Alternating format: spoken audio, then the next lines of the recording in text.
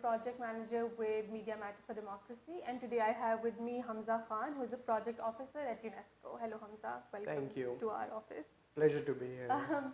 So what we'll be talking about today is with Hamza is media information literacy essentially, which is a concept that is becoming increasingly important because as we see information overload in terms of the amount of information that we're getting from different sources, right? Like online information mil rahi hai, television pe information mil rahi hai aapko, then you have social media platforms, and you're getting a lot of information. And so the idea of the media information literacy is to see what is the quality of the information that you're getting and how true or authentic that information is, right? So media literacy information, when we talk about it, or as we're going to be referring to it as MIL, when we talk about it, the concept basically refers to access to information. Then it talks about critical thinking. Are you able to evaluate the information that you're getting? And then it also talks about ethical sharing of the information. Ethical sharing basically is a simple concept that says that what kind of information are you sharing? Are you verifying the information that you're sharing? Or are you looking at the quality of the information that you're getting? And then are you sharing it? So Hamza, could you tell us a little bit about the concept of media literacy and how this concept has evolved over time, or how the definition of it has come about? Or is there a definition for it? As you have rightly pointed out, that the basic definition of MIL is to access information, to critically think and evaluate the information. And basically, another thing is to how you create the information and where are you supplying the information. This whole concept has been evolving over a period of time. Internationally and academically, it has been going on since the 1970s when we had the concept of information literacy.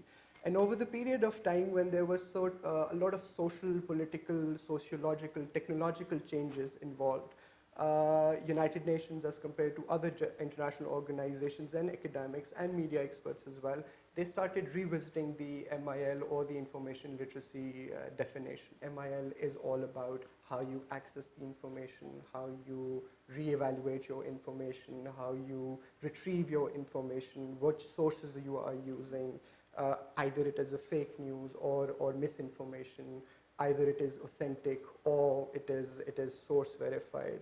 And then another most important aspect of information literacy is how well you critically evaluate the information.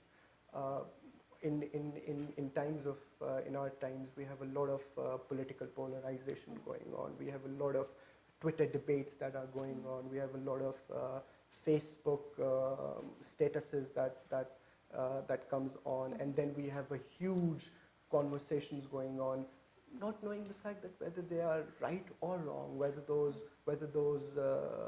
arguments or whether those facts or whether those statements are authenticated or not, whether they are verified or not. Right, so from what I understand, the definition is more about skills and what you can practically do, right? Like how you treat information, how you get information, and how you treat the information that you get. Exactly. Right? So it's very skill-based, very practical oriented. Basically, it gives you the skill set. Yeah. If you have that skill set, you will be considered as an information media and information literate. But if you don't have the skill set, this is where you guys are here. Right, and I see like the importance of being media literate, right? Like for people in all walks of life. For instance, in newsrooms when we talk about it, right? Like a lot of information that we see, you talk about political polarization, and that obviously seeps into the newsroom too. So when we get a lot of information coming out of the social media, people just pick up a tweet and then sometimes it's run on like your national news telecast, which basically increases the amount of people who are getting this bit of disinformation or misinformation then, right? So in terms of journalism, having media information literacy is very, very important, because now you have social media and a lot of journalists don't know how to interact with it and don't know how to take information from social media and then use it as part of their news stories. You can't just pick up a tweet and say, okay, maybe this is truth. You have to verify it, you have to fact check it. Maybe you have to get in touch with the person who originally tweeted it out and say, what are you doing? What is this fact? What are these facts that you're quoting essentially? We don't sometimes, when we are at this point in time, we are so busy in our lives. We are receiving information from all sources. Yeah. We have TV, we have newspapers, we have Twitter, we have social media, we have Facebook. But we don't we don't step aside for one minute and we say, where is this information coming in from? MIL, in other words, brings back the concept of being an ethical and a responsible citizen, being a citizen on its own. Yeah. And this is where we started off, and this is where the Global Week campaign also comes in which we have the MIL Informed Citizens. And where we have to empower them, we have to engage them, we have to inform them. And this is, I think this basically summarizes the whole idea of MIL in its own terms, that in a democratic society, or in a society in which we have a lot of choices to make, we have a lot of decisions to make, whether we are getting the right information or not, whether I would vote for this person or whether I would vote for that person. This totally depends upon the information that I'm getting into. And on the surface, it all sorts of seems simple, right? Like, कोई गलत बात कर रहा है या कोई झूठ बात कर रहा है internet पे, so then you're supposed to call them out or fact check them. On the surface, it might sound simple, but then there's different types of misinformation, right, or disinformation that complicate the matter. So there's things like imposter content, or there's things like false context, where you get a picture where the picture is authentic and it's real, but then the context is not incorrect, right? So which is why having this sort of discussion and having a week that specifically talks about media literacy is important, because then you get to have these conversations with different people. Like, you can go into education institutes and talk to students about how to engage with this content online, right? Like Yes. how to identify different types of misinformation and disinformation, because when we talk about it in this context, it looks simple that, okay, you're just supposed to identify things which are factually incorrect, but when you really start understanding it and looking at the way that content is produced on social media now, a lot of it is specifically targeted to mislead people.